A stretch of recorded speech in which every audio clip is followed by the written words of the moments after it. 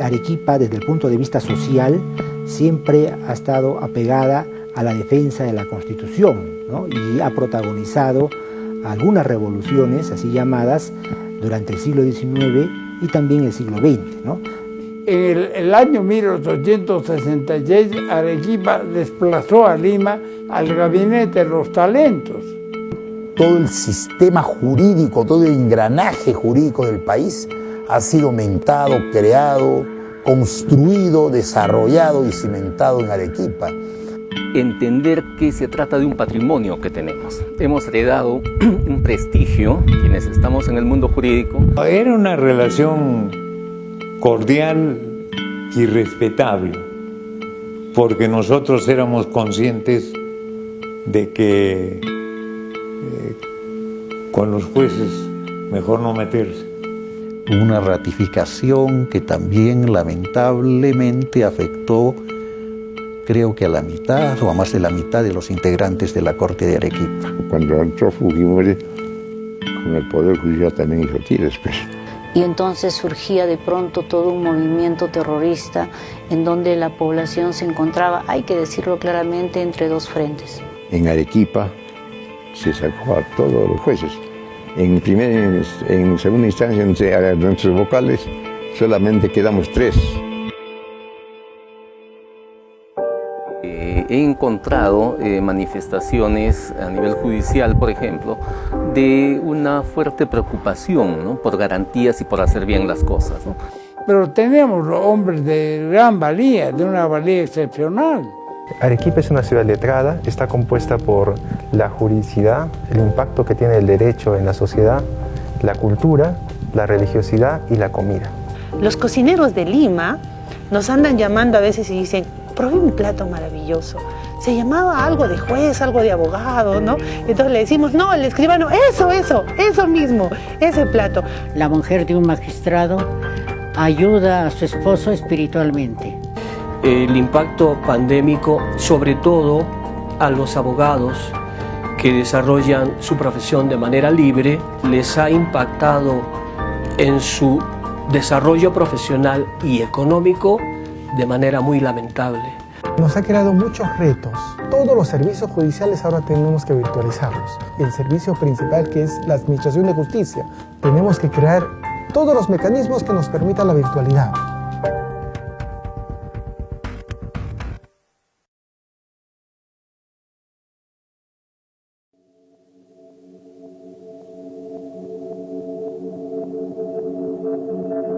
Hace 200 años, la naciente República del Perú iniciaba su vida en medio de dificultades y grandes desafíos. La aspiración por una república independiente generó esfuerzos por establecer un régimen legal. Arequipa tomó un rol protagónico en defensa de las clases populares. Los mercedarios y los dominicos habían planteado la necesidad de una universidad y se hicieron gestiones, pero nunca se logró el permiso real para que hubiera una universidad en la colonia. La Academia Lauretana de Ciencias y Artes de Arequipa, fundada el 10 de julio de 1821, es resultado de un proceso cultural muy importante que se dio desde el siglo XVII en Arequipa en busca de una universidad. Que en realidad viene a ser el primer espacio donde se enseñaba medicina y derecho, y que hizo las veces de universidad hasta la creación de San Agustín en 1828. Al formarse la academia, a la academia pasaron a constituirla exalumnos de alto nivel académico del seminario de San Jerónimo, que había sido reformado por el obispo Pedro José Chávez de la Rosa Galván Llamado, quien traía una visión diferente a la del absolutismo. Era lo que se llama un liberal. De acuerdo al estatuto de la Academia Lauretana, los socios tenían que tenían que dar, mejor dicho, disertaciones, ¿no?, y al mismo tiempo ser estas polemizadas entre los miembros de la Academia Lauretana. Quiere decir que allí se van forjando ideas. El seminario de San Jerónimo fue un núcleo cultural. En cierto modo, el magisterio del seminario se desplazó hacia la academia y la academia sirvió de fundamento esencial al Colegio de la Independencia Americana y a la Universidad Nacional de San Agustín. La necesidad de una ciudad afincada en el conocimiento jurídico y humanístico se ve reflejada en las palabras del procurador Evaristo Gómez Sánchez en la fundación de la Academia Lauretana de Ciencias y Artes. En Arequipa, más que en ninguna parte, hay necesidad de establecer una sociedad académica de ciencias y artes. Y así lo demanda pronta e imperiosamente, entre otros muchos reclamantes, su numerosa y hábil juventud, que se verá precisada a emigrar en busca de las luces o a sumergirse en las tinieblas.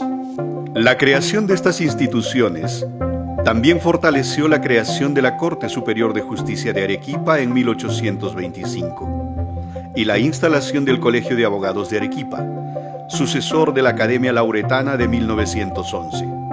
Así, a finales de 1830, la mayoría de magistrados de la Corte Suprema llegaron de Arequipa, y más de la mitad de los integrantes que redactó el primer Código Civil de 1852 fue arequipeña. Arequipa se convierte en el baluarte de la democracia, ¿no?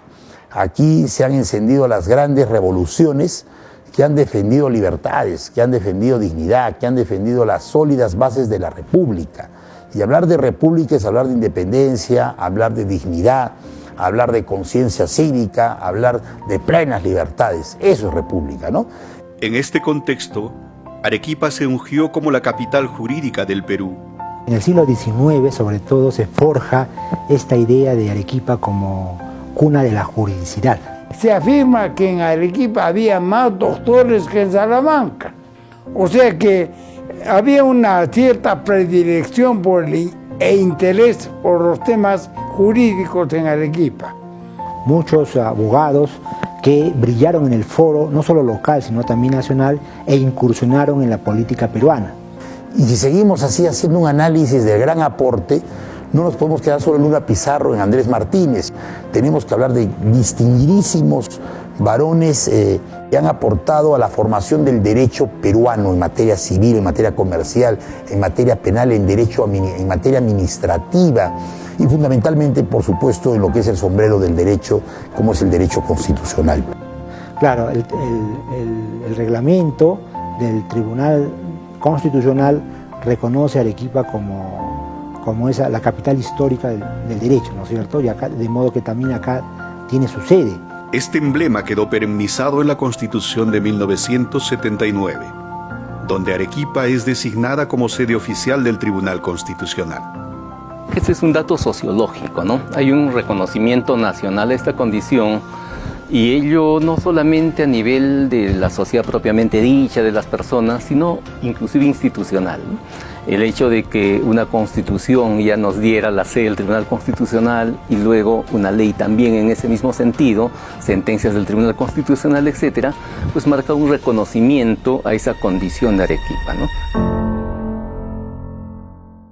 De Arequipa han nacido los principales aportes al constitucionalismo peruano.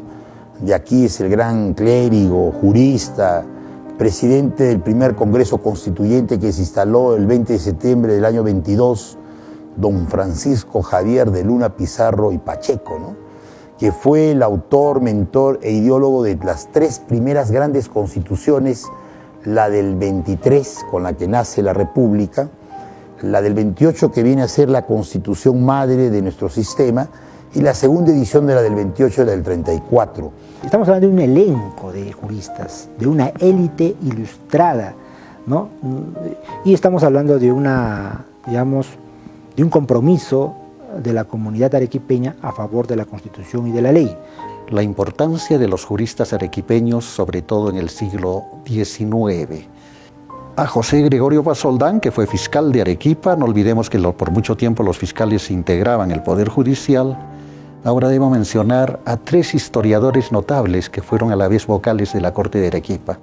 A Germán Leguía y Martínez, que en el poco tiempo que vivió en Arequipa alcanzó a publicar una historia de Arequipa y después la historia del protectorado en muchos tomos, que fue publicada recién en la década del 70. El otro vocal historiador era Francisco Mostajo, autor de numerosos artículos, principalmente sobre la historia de Arequipa, el historiador por antonomasia de la Arequipa virreinal y republicana, y otro vocal historiador fue Guillermo Segarra Meneses, autor de un libro que se llama Arequipa en el paso de la colonia a la república. Hay, desde luego, otros vocales notables.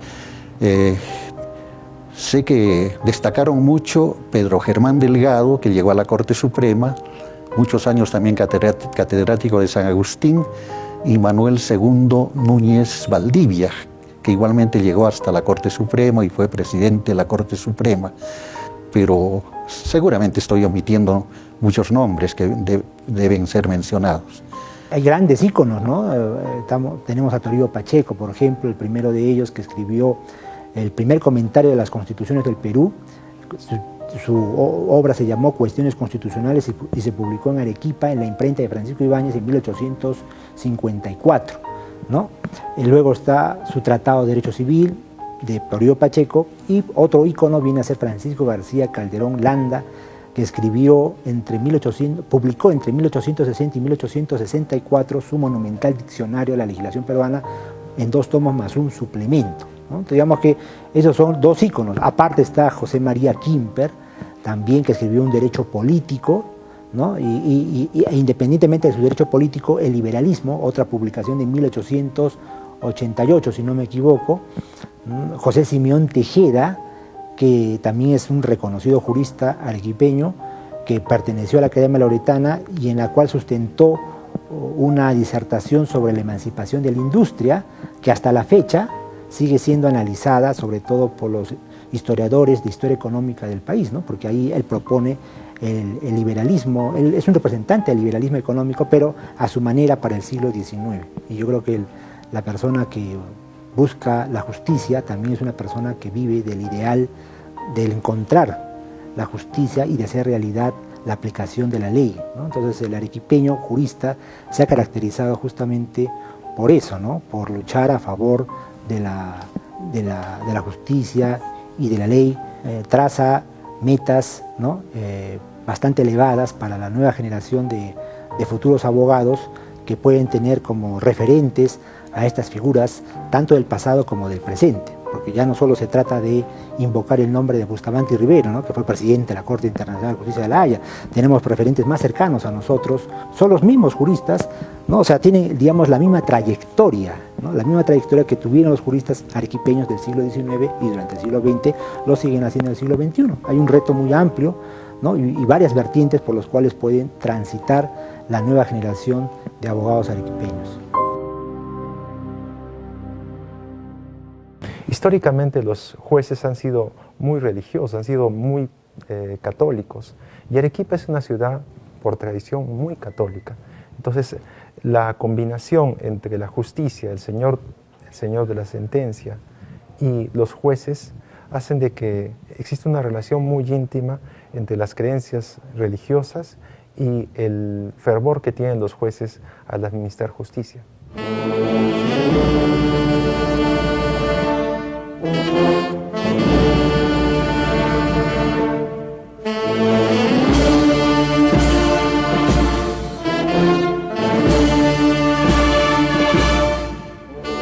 El imaginario de la justicia también se alimenta de nuestras creencias religiosas, como el culto al Señor de la Sentencia. La historia del patrono de los tribunales respalda la imagen del juez justo, hombre honesto y devoto. El culto al Señor de la Sentencia comienza con la donación de un hermoso lienzo del rey Felipe II de España en el tiempo del virreinato. Se celebra el tercer domingo de Pascua y el miércoles santo sale la procesión, recorriendo todas las calles de la ciudad y recibiendo diversos homenajes.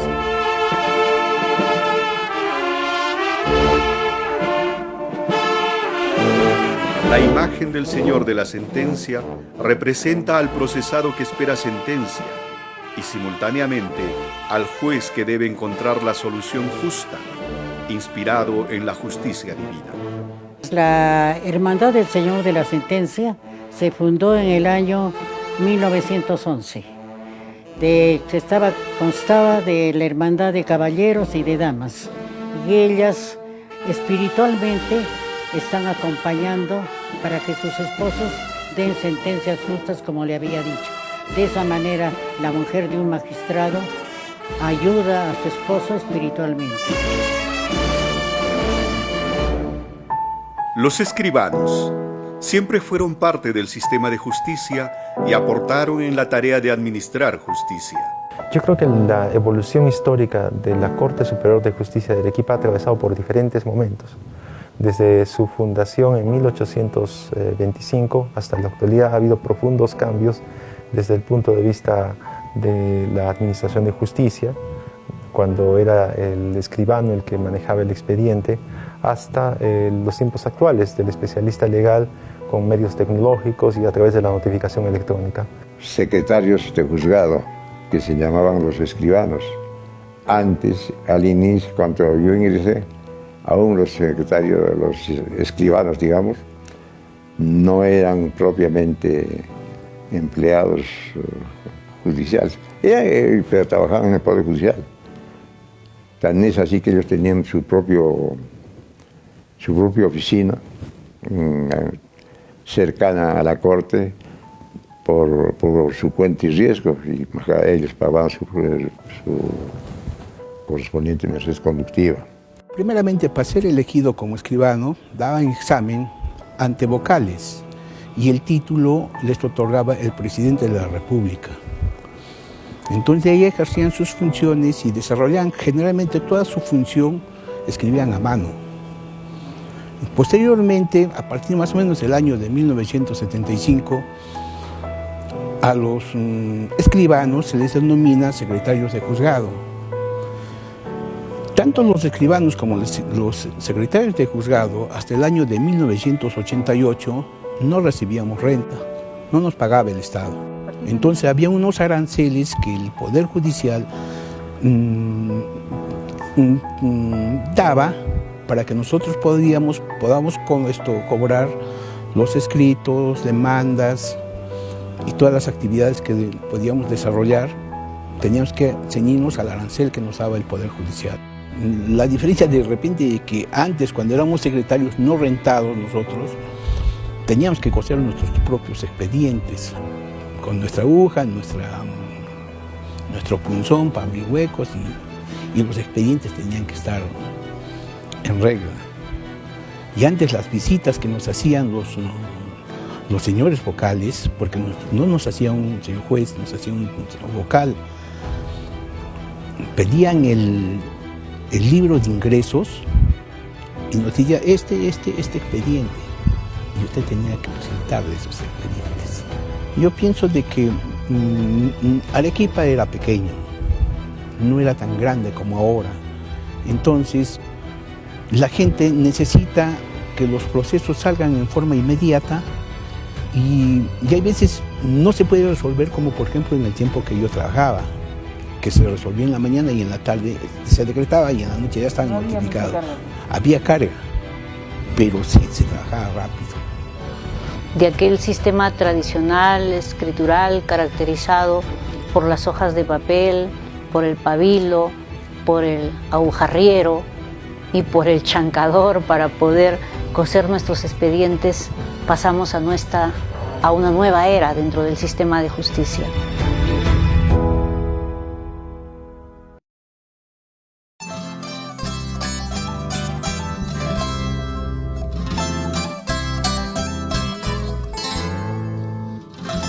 De otro lado, la gran cocina mestiza arequipeña simboliza con exquisitez la alianza entre juridicidad y gastronomía. Los escribanos, una vez que terminaban su labor de despachar en el juzgado, se iban a comer sus picantes a Tiabaya.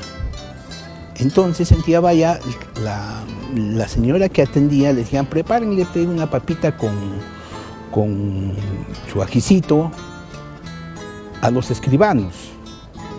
Entonces, de ahí sale ese nombre, el escribano. En la tarde, cuando acababa el despacho judicial, los actuarios y los abogados iban a la picantería y tomaban un vaso de chicha, escuchaban yarabí.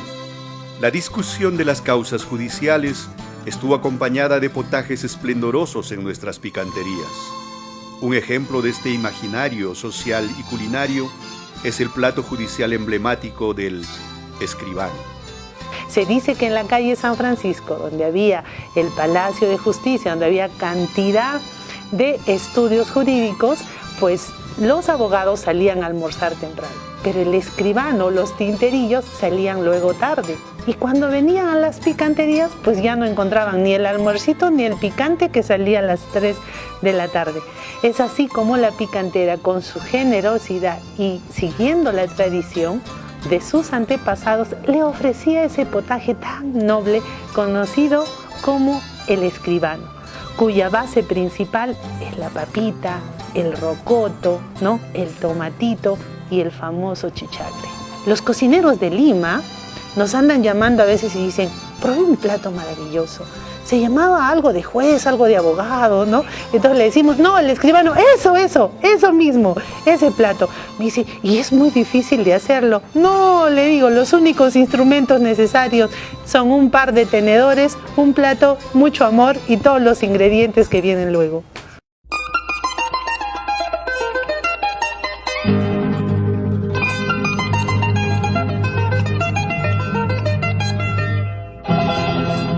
Tiene su esencia. No es que este es el plato del escribano y así se debía de hacer, o esta es la chicha y así se debía de hacer. No, como toda cultura es diversa, es rica, entonces se toma de cada abuela. Mi abuela, por ejemplo, lo solía hacer con un poco de cebolla, ¿no? Y otros decían, no, nunca se le echa cebolla al escribano. Otros decían, sí, mi abuelita, mi bisabuelita, sí la hacía con cebolla, ¿no? Entonces, pero lo rico es que el escribano sigue siendo uno de los hallares o el hallari más importante en nuestra cultura picantera. En resumen, la tradición jurídica de Arequipa es la perfecta combinación entre juristas notables, espíritu religioso y sazón culinaria.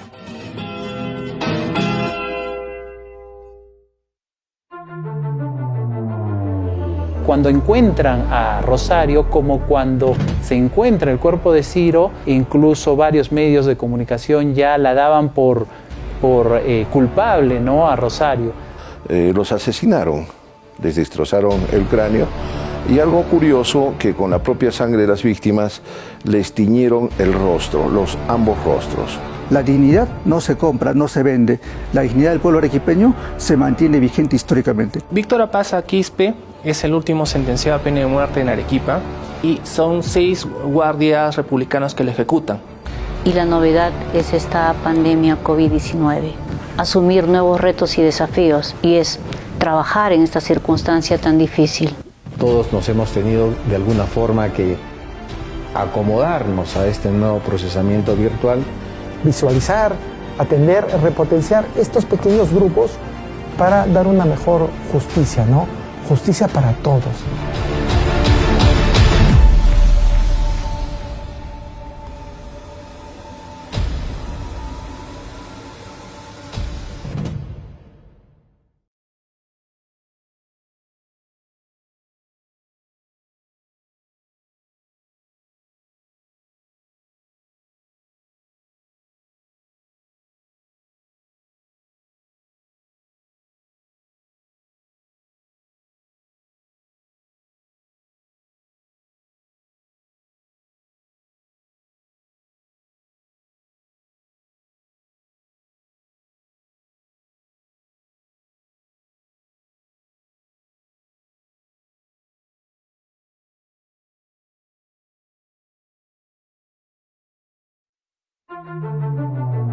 Cuando encuentran a Rosario, como cuando se encuentra el cuerpo de Ciro, ya la daban por culpable, ¿no?, a Rosario. Los asesinaron, Les destrozaron el cráneo, con la propia sangre de las víctimas les tiñeron el rostro, ambos rostros. La dignidad no se compra, no se vende. La dignidad del pueblo arequipeño se mantiene vigente históricamente. Víctor Apaza Quispe es el último sentenciado a pena de muerte en Arequipa. Y la novedad es esta pandemia COVID-19. Acomodarnos a este nuevo procesamiento virtual para dar una mejor justicia, ¿no? Justicia para todos.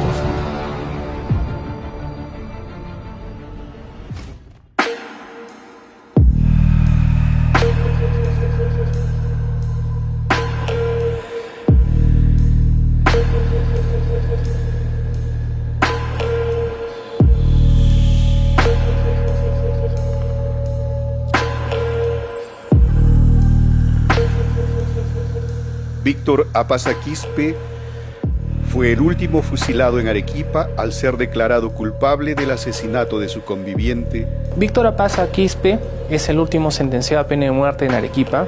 Se tiene noticias de él a finales de enero de 1969 en que comete el delito de uxoricidio en La Joya. La prensa lo señala como el enterrador de La Joya o el asesino de La Joya. Se lo trae como un campesino que había cometido un delito violento contra su cónyuge, la señora Agustina Belisario, en la cual no simplemente la había matado, sino la había enterrado y había negado el lugar donde la había enterrado. Entonces, cuando se le llega a encontrar, por duda de la Policía de Investigaciones, porque él hace una denuncia de que abandono de hogar, esta persona se le hace un seguimiento por parte de la Guardia Civil y se da con el lugar donde le había enterrado a la esposa. Se lo tiene acá en la cárcel del siglo XX durante casi 2 años, hasta que a finales de julio de 1971, por parte de la Corte Superior de Justicia, se le da la sentencia en primera instancia de pena de muerte, lo que es confirmada el día 14 de septiembre de 1971 y ejecutado el día 17 de septiembre de 1971, en la madrugada. Pero ¿cuáles son los detalles ocultos que no han sido revelados de este caso? Él esboza en el proceso que fue un tema de celos. Y él se soñó que su esposa, un hombre lo visitaba, y él va a la casa con esta situación de celos a confrontarla y dice que ve una sombra. Entonces él la agarra y la confronta, discuten, salen de la casa y dejan a la menor de las hijas, y él regresa al día siguiente con la madre que ha desaparecido, se encuentra que ropa ensangrentada, y cuando se lo confronta y empiezan a indagar, hasta incluso encuentran una herramienta de él, su pala, junto con el cuerpo de su esposa, dentro del sitio donde le había enterrado con sus iniciales. Y acá hay una cosa anecdótica. Él señala, y es motivo de un titular de prensa, ¿por qué si he dicho la verdad, por qué me matan? Y entendamos que ante confesión de partes, relevo de pruebas. Entonces él reconoce eso. Pero también en el proceso surge algo también escabroso que en el interrogatorio y toda esa cosa que se tiene, que había habido una situación incestuosa con alguna de las hijas. Entonces que la madre le habría increpado eso. Lo digo supuesto porque no se llegó a comprobar, pero que ante la opinión pública y las personas que estaban en tema de investigaciones, les produjo mucha indignación. Y estalla, y es un furor tremendo, es cuando se lo sentencia a pena de muerte. Es una noticia nacional. La gente se conmiserizó con él de regalarle el ataúd, regalarle una última comida que fue un pollo a la brasa, y finalmente cómo se lo va a ejecutar.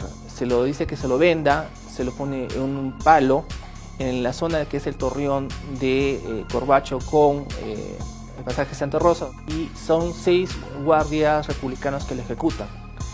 Lo fusilan y luego al día siguiente se retira el cadáver.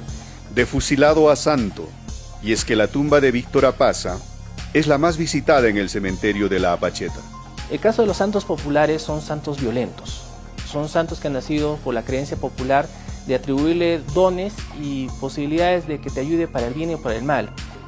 Sí, es la tumba más visitada en el Día de los Muertos por gente que ha recibido algún tipo de don o beneficio de él. Y la construcción de este mito ha acentuado de que sea un lugar de peregrinaje, en parte andino, de rezos, pedidos, de prender velas negras, y se cree en él porque la gente considera que era inocente y muere en creencia de las personas, muere inocente porque no se le comprobó y tuvo mucha duda. Y parte del mito es construido por su ejemplar comportamiento que tiene en la cárcel.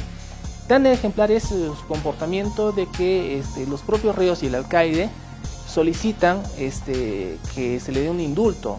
El aplicarle la pena de muerte o la que podría ser la cadena perpetua es algo discutible, es algo que todavía a muchas personas nos conmueve.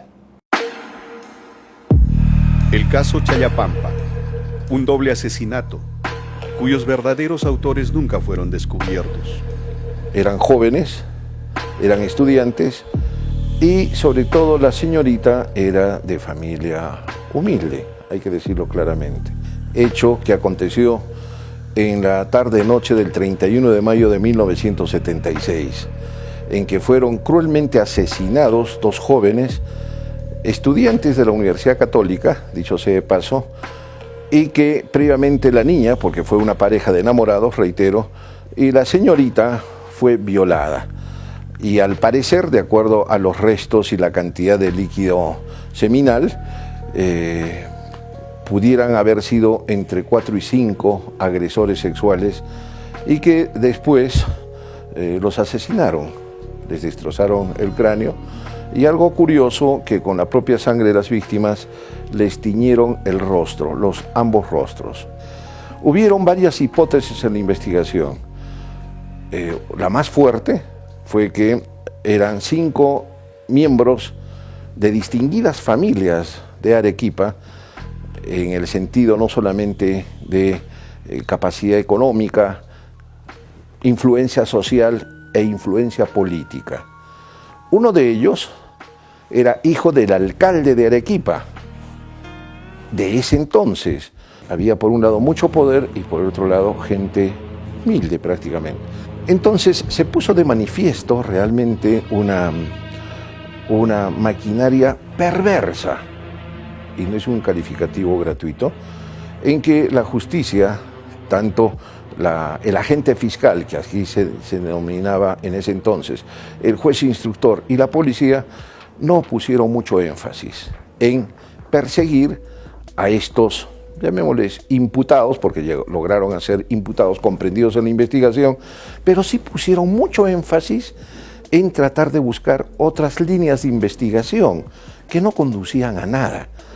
Se investigó a un débil mental, que era un Camayo, se investigaba a unos presuntos jugadores de fútbol que ese entonces habrían jugado en una cancha a varias cuadras de distancia y que luego se desplazaron hacia Caylloma, ¿no?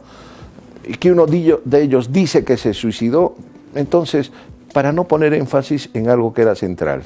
Y otro detalle que es trascendental, el caso de un obrero, que tampoco voy a nombrarlo, un obrero del centro minero, que así se llamaba, Unidad de Producción Cerro Verde, del Complejo Minero Perú. ¿Por qué lo implicaron a este joven? Porque era joven todavía. Porque una boleta de pago de su centro de trabajo lo encontraron debajo de los cadáveres. Entonces, era una lógica absurda, de verdad.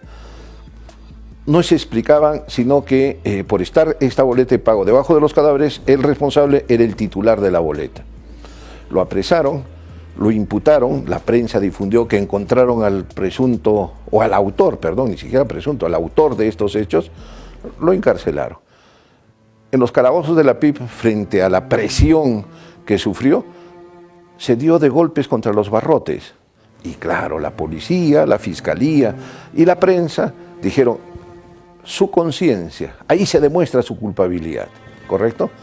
Entonces sucede que, felizmente, que la divina providencia vino en su auxilio.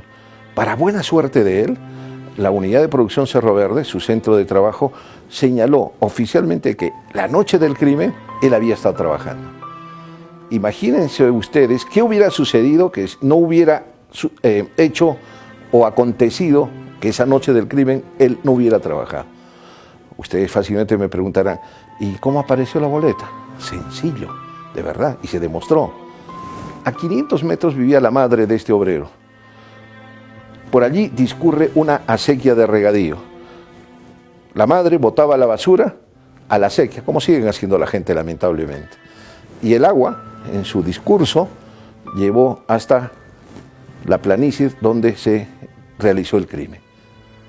Un hecho absolutamente casual. Ahora bien, no fue suficiente ese hecho.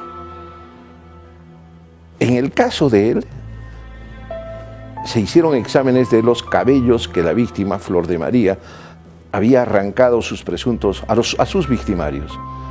En el caso de él sí se estableció también que no le correspondía, no había compatibilidad.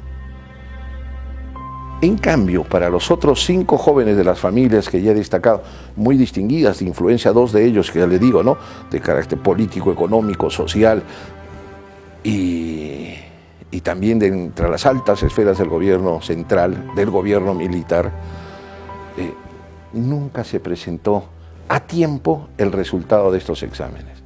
Se retrasaban, se retrasaban, se retrasaban. Ahora bien, hay un dicho, pues, una comprobación de carácter criminológica. Los clientes preferenciados del sistema penal son los humildes, aquellos que no tienen, ¿no?, apoyos, gran cultura, gran educación, gran economía, apoyo político. No se logró sentenciar a nadie. Se igualó, se comparó la situación de este obrero con lo de los imputados y se dijo que, bueno, si bien se había acreditado el delito, pero no se acreditó en modo alguno la intervención de los procesados y se archivó el caso. Tal era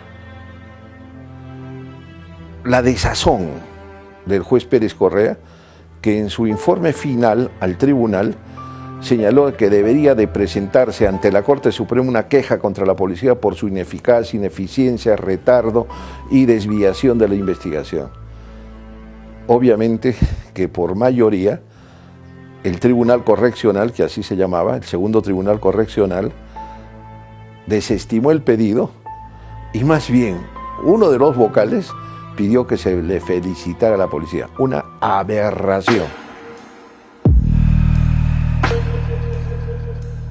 El incumplimiento de una promesa electoral de un candidato que llegó a ser presidente y la privatización de una de las empresas más emblemáticas de Arequipa, EGASA, nos llevaron a una gesta social de repercusiones nacionales. El objeto de este amparo era garantizar los derechos de propiedad de la empresa EGASA, ¿no?, y SEAL, porque era accionista de Arequipa, la región de Arequipa, en un 51% de acciones.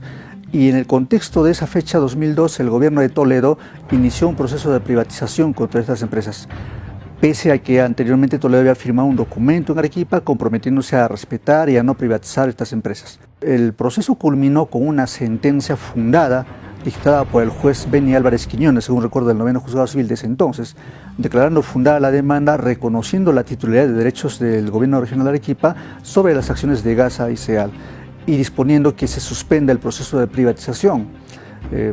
La sentencia fue apelada, subió a la sala y la sala, después de varias discordias, revoca la sentencia y declara improcedente el amparo. Frente a esta situación, nosotros interpusimos el recurso de agravio constitucional, se elevó el expediente al Tribunal Constitucional y el Tribunal, más o menos en el mes de mayo del 2003, según recuerdo, emite una sentencia inhibitoria que declara la sustracción de la materia, porque el sustento del Tribunal Constitucional es que la empresa Tractebel, que era la única empresa extranjera de Bélgica que se había adjudicado estas acciones, se había retirado de este proceso. Y como se había retirado, entonces ya no tenía objeto resolver nada en el amparo. Es un hecho histórico, ¿no?, que nos ha permitido profundizar más el tema de la defensa de los derechos colectivos o difusos y además asumir conciencia de qué es lo que significa defender a nuestra región. La presión siempre ha estado presente desde el inicio y hasta el final de este proceso, porque la región Arequipa, todos sus habitantes tenían una expectativa de justicia sobre este caso. Por eso es que justamente, dejando de lado ideologías, toda la región Arequipa, todos los habitantes de Arequipa se levantaron al unísono para defender lo que consideraban su propiedad, su derecho de propiedad. La revuelta popular del Arequipazo Además tuvo como consecuencia la muerte de 2 jóvenes estudiantes. El proceso implicó a miembros de la Policía Nacional, pero nunca se logró identificar a los responsables. Consideramos que debía primar aquí el derecho de estos policías a ser juzgados en un plazo razonable. Y, finalmente, eso es lo que había que decidir en el fondo de la cuestión, y era un caso emblemático precisamente por la empatía que sentía la ciudadanía arequipeña ante las acciones que habían realizado estos jóvenes universitarios en estas protestas. Llegamos a la conclusión que no era posible porque la abundante prueba pericial que se produjo no llegaba a una conclusión certera en ese tema. Una de las demandas constitucionales más relevantes fue la interpuesta en contra de la empresa privada LAN. Era una demanda de una empresa que se sentía afectada porque le habían dado la autorización a esta empresa extranjera, porque la norma nacional por ley decía que el 70% de las acciones debían ser nacionales y el 30% extranjeras. Extrañamente, en un decreto supremo del gobierno de esa época, se había invertido a 30% nacional y 70% extranjero. Al admitir la demanda, luego notificada a la parte, solicitaron que se dé una medida cautelar de suspensión de los vuelos. En ese momento, porque el público se pronunciará, y los vuelos, como no, había una empresa, digamos, que ya por muchos años cubría el territorio nacional, y la nueva empresa era esta que ingresaba y que en realidad tenía 1 o 2 aviones, o sea, recién estaba comenzando. Entonces era la oportunidad y el momento de hacer el control. Entonces se prohibió que vuelen esta línea, ¿no? Y por esta irregularidad grave, porque entendíamos que era verosímil, ¿no? que la sentencia iba a declararse fundada, ¿no? Y no podría entrar y seguir ampliando sus vuelos, ¿no? Con esta irregularidad. Esa fue el raciocinio, ¿no? Porque en una medida cautelar se da un juicio de verosimilitud, ¿no? Los actores políticos, ¿no? Porque son ellos los que generan los problemas. Si una ley dice 70% nacionales y 30% extranjeros, el gobierno no puede decir 30%, ¿no? nacionales y 70% extranjeros. Y entonces reclaman ante un juez, y un juez que tiene que hacer, resolver. Entonces defendimos los fueros sin la más mínima duda del Poder Judicial, porque si una orden se da es para cumplirse. Más cuando se le ordena, en este caso al Ejecutivo, que es un ente administrativo, a que cumpla con algo. Ya no somos mera boca que repite la ley, como nos dijo los revolucionarios franceses de 1789. El día de hoy, más en la corriente americana, somos jueces que interpretamos la ley, ¿no? Por eso un juez americano, Hughes, dijo que es la Constitución, es lo que los jueces dicen que es. Y no por eso tampoco tenemos que excedernos. Tenemos que aplicar en la justa medida de acuerdo al caso concreto que se presente.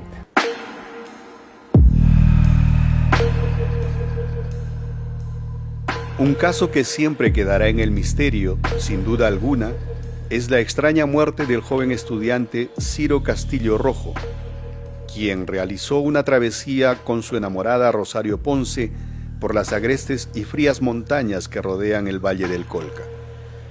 Sí, el caso Ciro inició cuando Ciro Castillo y Rosario deciden acudir al Colca, a conocer el Colca. Ambos se pierden, ¿no? Se pierden, y solo Rosario fue la única que logró contactarse para solicitar ayuda. Después de una larga búsqueda se encontró a Rosario. Entonces ya empezaron a tejerse algunas hipótesis sobre que algo había pasado en contra de Ciro, y ya después de varios meses de búsqueda es que recién se encuentra el cuerpo de Ciro. Los primeros requerimientos del Ministerio Público estaban destinados a evitar que Rosario pueda escapar del país, ¿no? Porque se solicitó el impedimento de salida del país, se solicitó la interceptación telefónica de todas sus comunicaciones en realidad.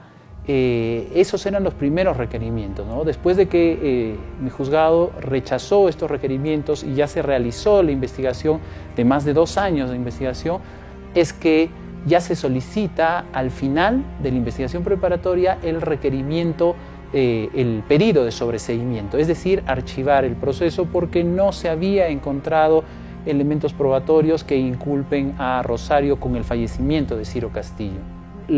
Cuando encuentran a Rosario, como cuando se encuentra el cuerpo de Ciro, la prensa pues estuvo pendiente de toda la historia, incluso varios medios de comunicación ya la daban por culpable, ¿no?, a Rosario. Entonces un juez trabajar en ese ámbito en el cual la prensa ya está involucrada es complicado. El caso fue muy importante no solamente porque concitó a la prensa nacional e internacional, sino también fue importante porque determinó que el Poder Judicial es un poder totalmente independiente, que nosotros no podemos ceder a las presiones sociales o a las presiones de la propia prensa, sino que nosotros debemos de mantenernos de una manera independiente. Yo creo que la principal enseñanza que nos dio es que los jueces debemos de mantenernos independientes y no dejarnos influenciar ni por los dichos de la gente, ni tampoco por la prensa y menos por el poder político. Esa es la principal enseñanza que nos dio el caso Ciro.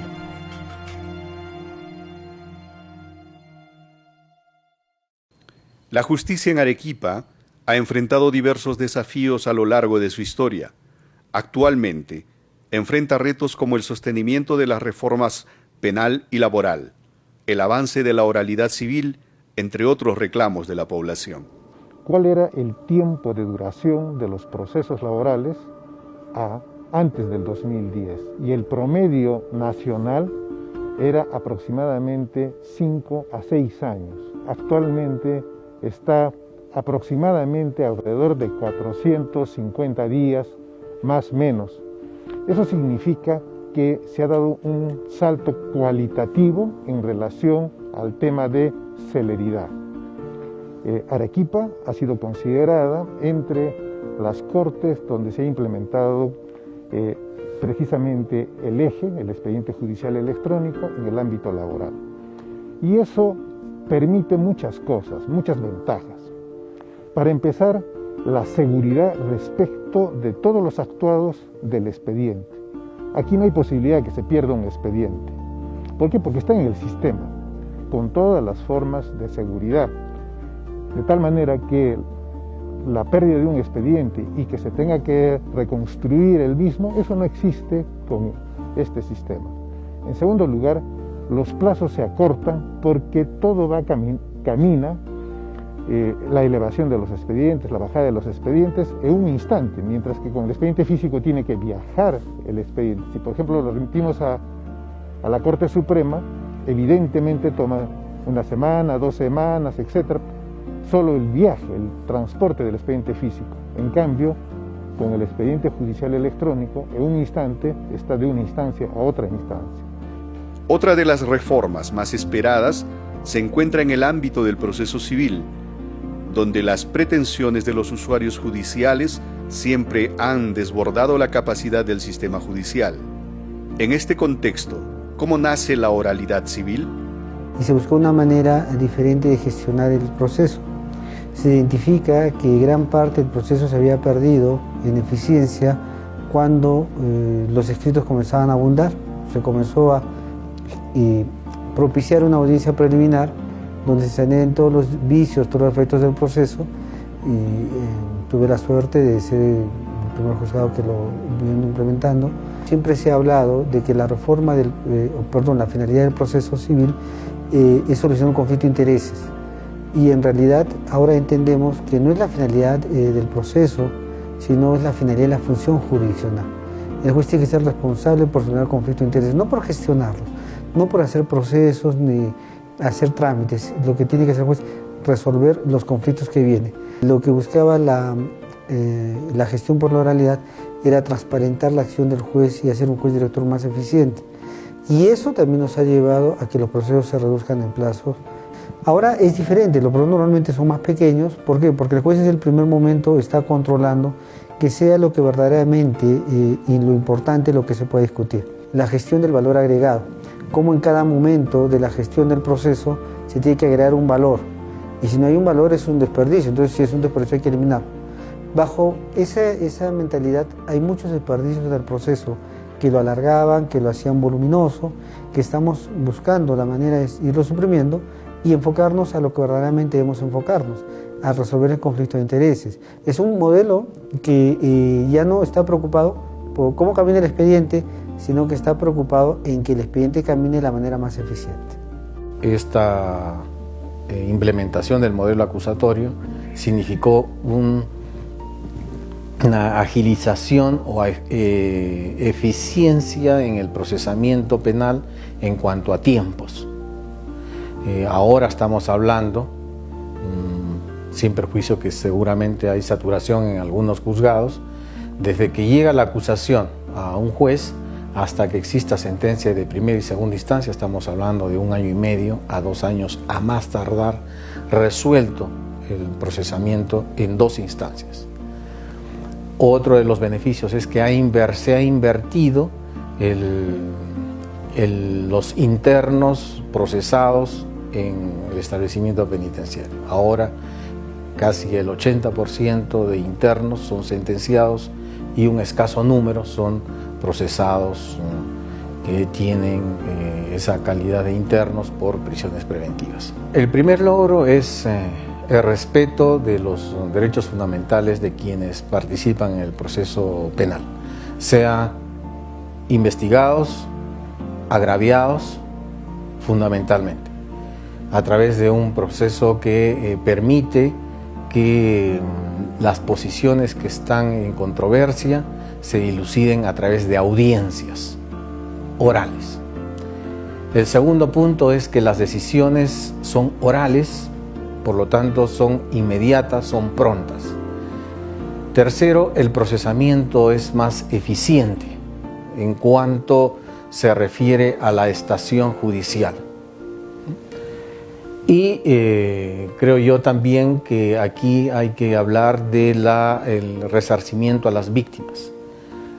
En los procesamientos penales, hasta hace 4 años, las indemnizaciones a favor de las víctimas alcanzaban los 10 millones de soles.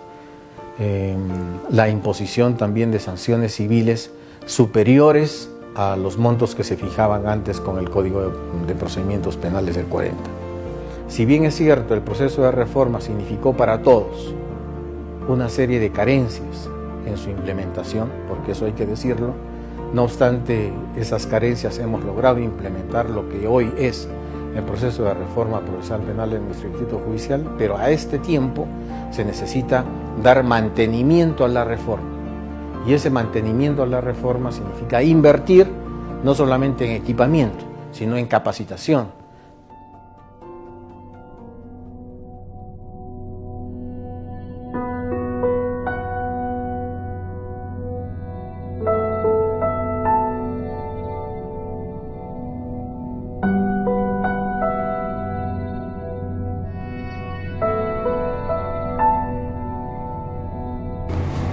Yo creo que el Bicentenario nos ha encontrado con una novedad, y la novedad es esta pandemia COVID-19, de suerte tal que demanda en el sistema de justicia que nosotros podamos asumir nuevos retos y desafíos, y es trabajar en esta circunstancia tan difícil.